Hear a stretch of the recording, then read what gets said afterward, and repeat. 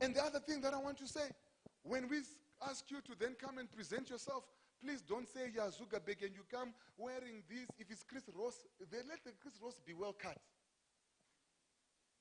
Some of you say, hey, it doesn't matter, it doesn't matter. I always say when you're a billionaire, it doesn't matter. But before you are, people judge you from the outside. Be as neat as you can. Present yourself well. It's all key. Funders are important. And that's what funders are looking for.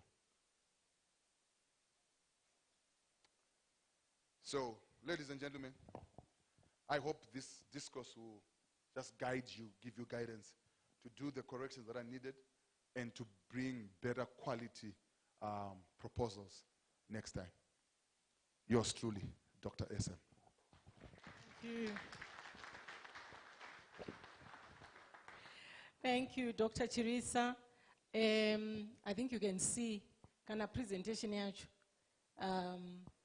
The gentleman is looking very smart. I think he spoke about that. Then come wait, when presentation, you come presentable. So thank you so much, Dr. Chirisa. I'm sure we all appreciate his presentation. We do? They don't. Yeah. Well, I'll take a few questions because I'm sure you can see kuti ndova neyesi ma presenters here. Man's got the fire from my Marikanda now. More fire. After lunch, you will see after lunch what will happen. Question there, another question. Okay, there, the corner. So we have, and then next, okay, there's somebody new? Okay. Thank you very much, Innovation Drive, and thank you, Doctor, for the wonderful presentation and motivating us. My question, let's say questions. All right, what is the peer view of the Innovation Drive? What exactly is the scope, and what are you expecting from us as the youth to give to you? And then also, right, I think in your first few moments of the presentation, you spoke about, you were saying that sometimes an innovation may be all over the world, but not in Zimbabwe. But is that not an innovation if that product or service is not in Zimbabwe, and then you bring it and you introduce it to the people that they are not enjoying that, or that is not, it's being utilized by the people?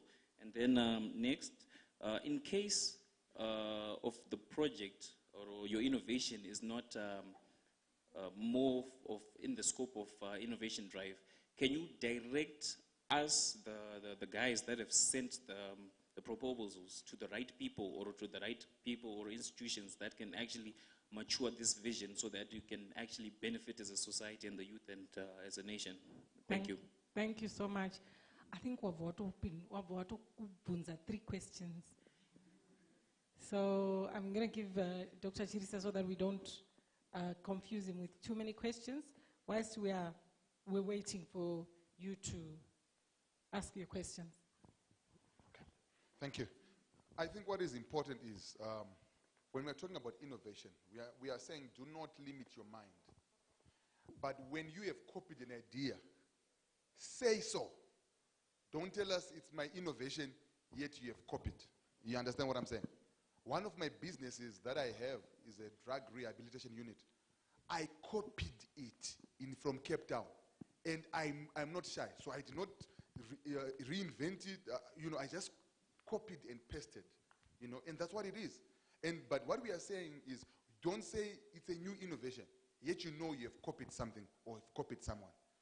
So I think it's important for you to attend the afternoon session, because it will deal with those copyright, which are very key. And we are saying that in your proposal, let the truth come out, because we do our own research. So when we see what you are saying, that you are the only one, and we see it already, we say this person is not truthful. You understand what I'm saying? So let us know upfront that it's not in this region, that's what I said, or it's not in this country, but if I do it, I believe there's a market. We can consider those kind of because when there's a market, remember, you are looking at all these forces. If there's a market, why can we not put it? As long as it is helping our people, making things easier. But be honest. Don't lie to us that it's you, yet you have copied. Okay. Number two, what's also important is that it's important that this innovation drive has to start somewhere. If you go to countries like, if you go to Israel, if you get a chance to go in Israel, it's a mature innovation, well-structured environment. But we need to give it props to Potras for starting somewhere. We have to start at a point. Is it the complete spectrum? No. But we have started, and it will grow to encompass the startups, to those who are developing those. But this particular fund is for things that are probably market ready. You understand what I'm saying? That's why the CEO was saying you must listen to the requests for proposal. What is it that they want? So you must then give them what they want. So you might have a good innovation, but it does not fit into the scheme of things for this particular request. So innovate in all the spectrums. But this particular fund is focusing on this one, on things that have got a prototype or market ready because of how it is structured. I think there's something about what is it that the innovation drive wants? What does it expect? I may just add that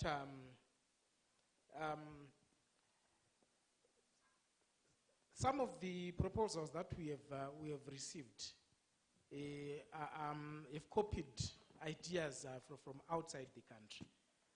There's nothing wrong with that. Like Dr. Chirisa said, as long as you can acknowledge that this thing is being done, is already being done somewhere, and we are improving on it so that it suits our environment.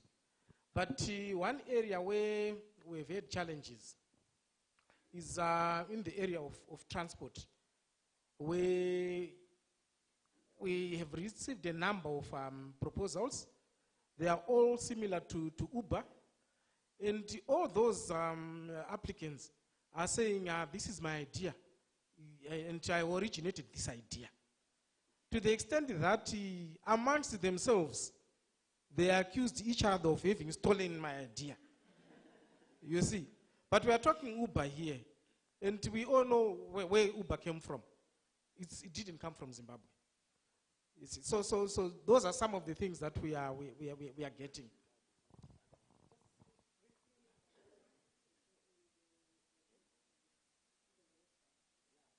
Okay. Yes, there was a question on the scope of the innovation drive.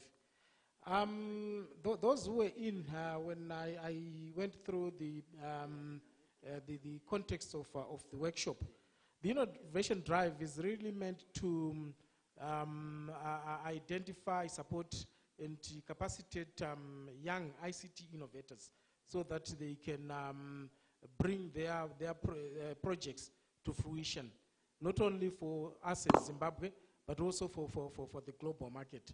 So it's really focusing on young innovators. And in terms of the scope, the areas that it covers, there is no limit on the sectors that the drive covers, as long as the proposal supports the use of ICTs or makes use of ICTs, it will be supported. We have projects that are being supported in the agricultural sector. We have education.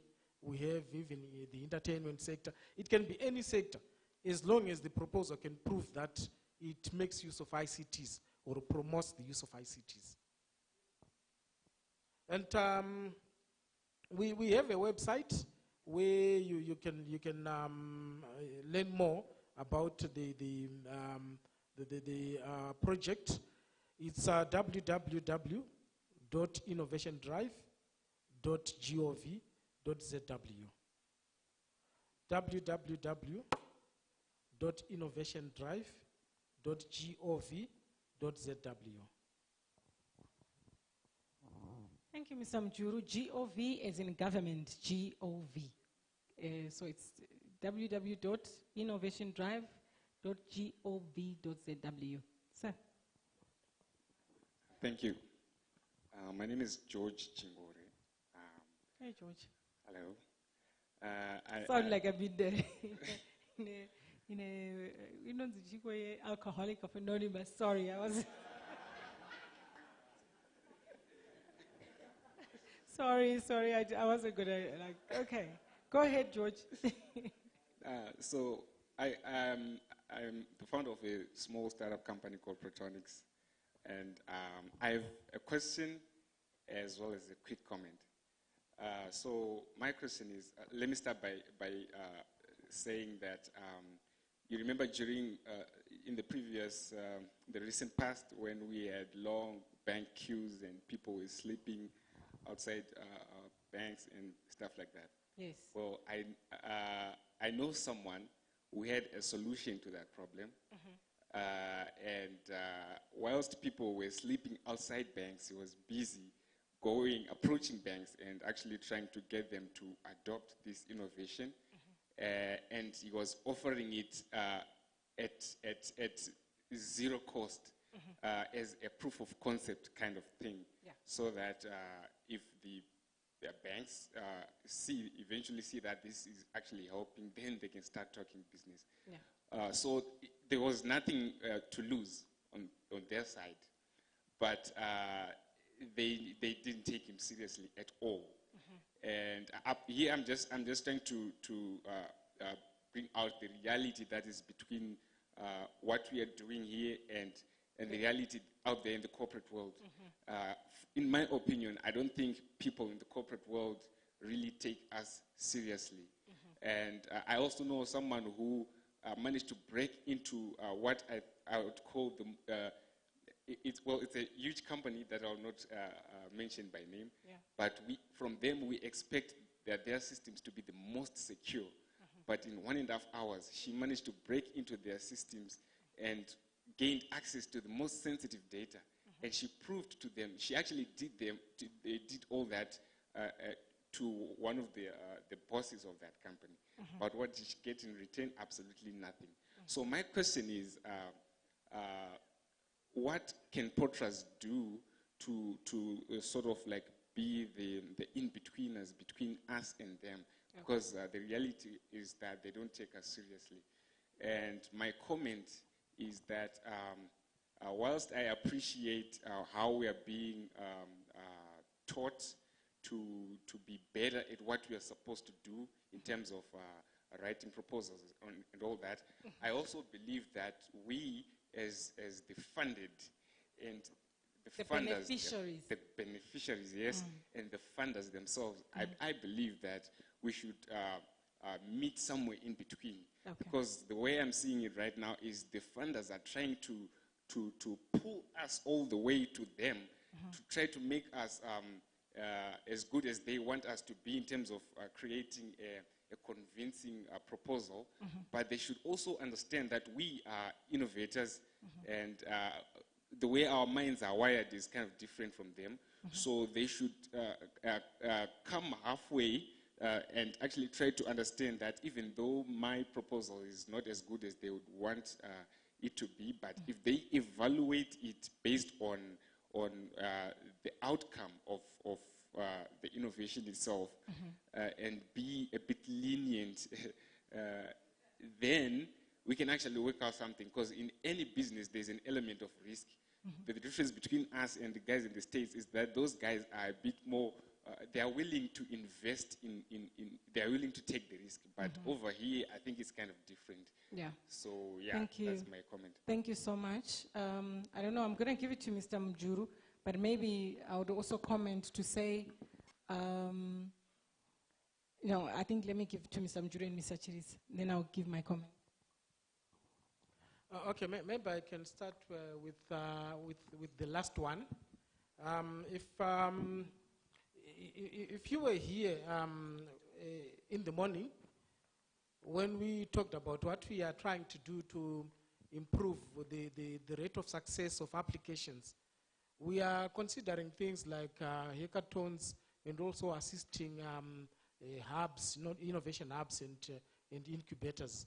And I'm sure that should cover those that are still at idea stage, who can get grants instead of loans. So I'm sure that should cover that area. And on what can Potras do to be the link with the corporate world, that we're already doing, where somebody approaches us and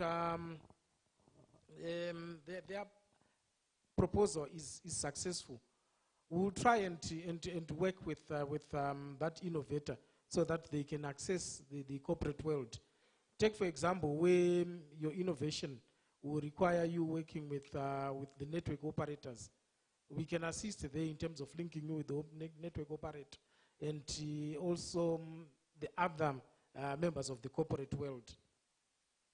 There was also the question, is there anything, okay, this one I think we have answered it. Is there anything wrong with copying from other countries? I think we talked about that. But there's another one on where an innovation does not fall within the scope. Can you direct us to the right people? Yes, we are already doing that. When an innovator approaches us with something that we think is interesting, but falls outside the scope of the innovation drive, we will direct that person to the right people. We've had people approaching us, for example, with innovations in the energy sector. It doesn't have anything to do with ICT, but it can do a lot in the energy sector. We've directed those people to corporates like ZESA, for example, or Rosera. All right. I want to comment on, that's why we were saying that if you're an innovator, you need to have a team. Because you might have an innovation to solve the bank queues, but you did not know how to market it. Because it is the marketing which is now very key, not the innovation, which will make it attractive to the people who are supposed to use it. So having that team is very important.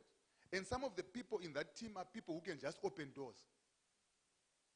Because there are certain doors that will take you years to open, but somebody can open it right now with a phone call. And that person is an important member of that team for just to open doors. We call them stakeholder management people. You know? So that's why we are training you to understand that it's not just about innovation. Because that guy innovated something that would have made him money, he made zero. He wasted his time. And the bank queues are going to be over before he makes money from that thing. But if he had a team that would have opened doors for him, that would have given him support, that would have gone to market and to see, because bankers have got they've got an association. They've got places where they meet. And you do not go, you went to cabs. The people at cabs, the teller, does not have the right to make the decision. Decisions are made somewhere else, and you need somebody to open the door for you there. And that's why that team is very important. And listen to this. The people outside are not going to take you seriously until you are serious yourself. So you have to prove seriousness first. You know? And people are taking you serious. I will give you a case in point. With one of my projects, I had to pitch to 25 people. Only 2 responded. 1 took up the offer. And I will give you the question. How many pitches did you make on your project? To who? If you did 4 and say you're tired, Van Asco responder, you are not, that's the mindset of the entrepreneur. So the entrepreneur will plow, will push until they go through the noise and are recognized and are seen. So that's where I'm saying you then have to have a team if you're an innovator and you see that you don't have strong entrepreneurial skills. So you're going to have somebody in your team who are going to be doing the plowing while you're doing the innovation. Or if you've got both, you can do both. But the thing is, the world will not take you seriously until you show that you are serious. So it's very important. So the answer still lies with you. It's how you did it. And that's where entrepreneurship tells you and coaches you how to do it, how to break those barriers, how to break those things when you say, or they cannot be reachable, or they're not listening to you. They're not listening to you in your current state. But you can modify your state, or you can change your state, or bring in somebody who can break through those barriers. And that's what we are asking you to recognize, that you need partners. It's not a one-man band. Thank you. Thank you so much, Dr. Chirisa. Yes, sir? Good afternoon. My name is Gwinyai Sadza, Chief Neshangwe, Sadza Village, and you can guess the rest. Right. It's just a quick question to the doctor. You said about the pitch. Right. Chirungu. We tend to, I don't know, maybe I get it wrong. So it's a question for me. Pautare Chirungu apa. I simplify my English. And because I find it very distracting, not to mention any names, but there's somebody who said something in here, Panaba, Pangashtaura. I actually had to Google the word to find out what he was trying to say, but it's something very simple. So, apart from getting my diction correct, do I have to do anything else? Do I have to use these long words that I don't tabulate when I'm supposed to say I want to make a table? That sort of thing. That's how I become, it takes me 6 hours to write a document, and I'm not a doctor, right? I'm just an ordinary guy with basic O-level English. That's it. Wow. C for that matter. Exactly. Like me. How did you know? Like me.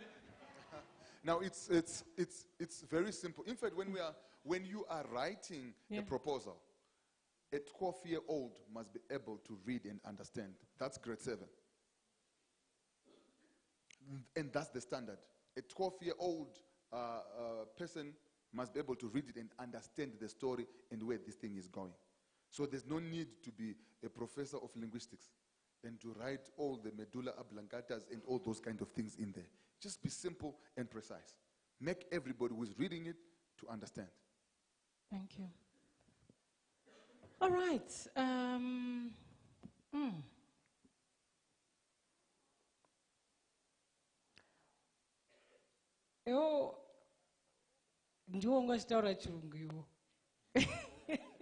He wants a microphone. You have a comment? Okay. Just remember, it is not my fault. The person who is standing between you and your lunch is him. I'm going to be quick. My name is Jasper. I'm going to be quick. I wanted to say that we know this is about startups, but the issue is not only about starting. There's more to do to this as we are creating young business leaders in the future. So we think Potras is not just concentrate more on the startup aspect. The issues to do with the market. Remember, as an entrepreneur, whatever innovative solution, whatever good, it's going to be difficult for the industry to accept it. We have people with money who are not even making more money because they don't know where to put that money in. So even though you have a brilliant idea, we need also Potras to lobby for a market share. We've got issues to do with the AAG, Affirmative Action Group. They are actually fighting for their people because they need the market share in the industry. It's not easy to win a tender. It's not easy to sell a solution. So we think Potras, startups is good, but it's not enough. You're giving us money and we have a good idea, we've got good English, we have all that, but we are not able to deliver to the industry. We need you to also provide the framework to lobby for the market share, for the business. We are doing these solutions for business, remember. We're not just doing to change lives and be given these titles, doctor or professor. We don't even care much about that. We need to be making the money into the industry. So I think we should come up with another forum or another framework for these entrepreneurs and these innovative ideas to embrace them to get into the market. Yes, that's my view. Where were you when we were looking for presenters? I think I was late. You should have been in there in the space somewhere. Yeah. But it's a point. It's really, I think it's a comment. Doc, I don't know, you want to comment, but I think it's a fact. Yes. Where Potras actually picked me up was when we business and mentorship classes, which we do for free, right here in Zimbabwe, Alex Park, every last Friday. So we are already doing that to those. Unfortunately, when you start something, people will see you, some people might not, but I've seen some people who have come to the business mentorship classes where we are polishing up the business and entrepreneurship part, while these ones are focusing on the innovation part. But we know that they do not exist in isolation. They have to converge somewhere. They have to meet somewhere. So be on the lookout. Be active. Look for the skills that you don't have, and then look for where you can sort of like sharpen yourself so that you can be a better person in everything that you do. Like what I said at the beginning, I'm a medical doctor. Practically trained myself into business and doing pretty well, you know. And so that's what we are saying. You can be an innovator, but you can train yourself into an entrepreneur, or an entrepreneur can train himself into an innovator, or you know. So that's what we are saying. Look for things like right now. There are so many innovators who are not here, but this thing is free. And it was advertised. And it was advertised. But just look at the numbers. Although we are full, we could have filled this. We could have filled this, you know. But somebody didn't even see, you know. But what we are saying is that we are starting somewhere, and this is a good start. So you know that things are there, things are happening. Find where they are happening and join in, plug in, improve yourself. After all, it will be you who will benefit when you get skilled. Thank you so much. It's not my fault. People just keep lifting up their hands. So it's not me. Lunch is ready already. So I can just tell you to go and have lunch, but people just keep delaying you. Thank you. I also just want to commend Dr. Chirisa for the work that you're doing, the mentorship, the trainings that you're doing. In my other line of work, I also get to go through a lot of proposals from startups. And I have to say that in most cases, really, you are left dumbfounded. You see, you wonder, is this person really serious? Sometimes they actually have a very good idea, but in most cases, you also realize that they haven't really done their homework. You know, in the way they articulate their idea, they don't even show you where the money is. Because I think at the end of the day, you all want to know where is the money. But at the same time, I think it is very important, you know, to be thorough. After my university, I ran my own business for about 5 years. And what I learned in those 5 years was that I think it is very important, even as a startup, don't treat yourself as a startup. Treat yourself as a business, as a real business, which is out there to make money, which is out there for the queue. Because sometimes I think that the startup mentality is what really, it stifles growth. It really defeats the whole purpose at the end of the day. I think we really need to start taking ourselves seriously, treat ourselves as proper businesses. You know, there are no startup offices in companies. There are no entrepreneurship offices in companies. So there's no one who's waiting for a startup to come through and present the idea, and then they will help you polish it. Potras is doing a good job, but the actual funders aren't there to polish your idea. You have to go with a polished idea. Read, study, learn on your own, and go to these trainings. I think that is the best way you can really develop yourself, because at the end of the day, it's very disheartening that sometimes your business idea might get dismissed because you just didn't articulate it well. You know, you go to a bank and then they reject your offer. But it's not because the offer is bad, but maybe the way you've presented it. Sometimes even if you have got someone who opens the doors for you, but if you fail to prove that this is a real business opportunity, I think it will all be a waste. So I think it's high time we take ourselves seriously, treat ourselves as a real business. It's not just as a startup, someone trying to make some luck. Thank you. I think he has a point. It's a very good point. It was worth us delaying to go to lunch. But I want to, can you stand, young man? He has said that he has experience in this thing, isn't it? But let me tell you, when we go for lunch, no one will go to him and say, so how did you do it? He is going to be talking to Dr. Chirisa, who's going to tell him to add even more information and more knowledge to him. All of us will be just in our corner talking to our friends. This, when we go for lunch or to tea, when you go for training workshops like this, please spot the people that you think will give you a lot of value. Go to them. Your friends, you can see them. Kuma 5. Auntie, never weekend. But there's people who have banana tele, so he said he's running his own thing. There's him, there's Clive here, there's Oyos, who is on the cover of the magazine. Did you see him? He's there. He's already running a business. There's Purple Signs. I think they are here. Even Niangach Komrena is also doing a very good job. You know, there's the gentleman there. They've got, and who else? Yeah, you see? Where are you? You. Yeah. They're already doing it. So don't go to the corner and talk to your friends. They will not be useful to you in this point. You want to start your own business, so hang around with the correct people. And look at me now. I'm an innovator. I convinced this man to cut his hair like me. Isn't that an innovation? How many other people have their hair? Anna Dr. Chirisa and Mr. Mjuru. I don't care. So, you see what I mean? And you see most of these ladies who have weave, next week they will have their hair like me. Because I'm selling this hairstyle. No, that one, she's not happy. She says, I'll stick with the weave. Yeah? Yeah. So thank you so much. We're going to go for a break, for a lunch break. When we come back, now we're going to be going into the session where we now talk about how do you protect your thinking, your thoughts, your ideas, your innovation, so that we don't go to what he was saying. And did he? So we want to come back and talk about the intellectual property issues. So I have an idea. How do I protect it?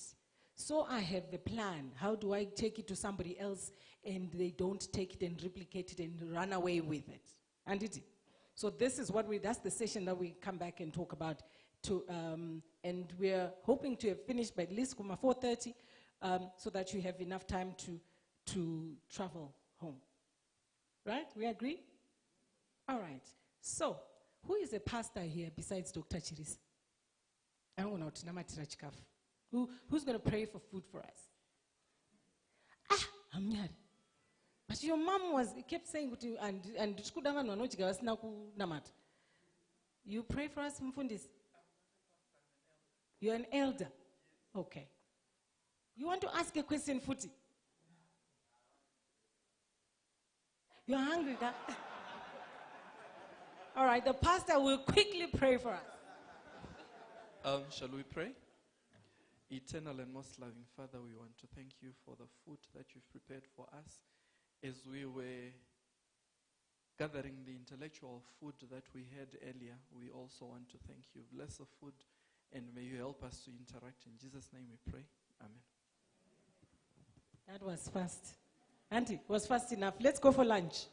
We'll be back here at 2 o'clock. Please, at 2 o'clock. Let's be on time.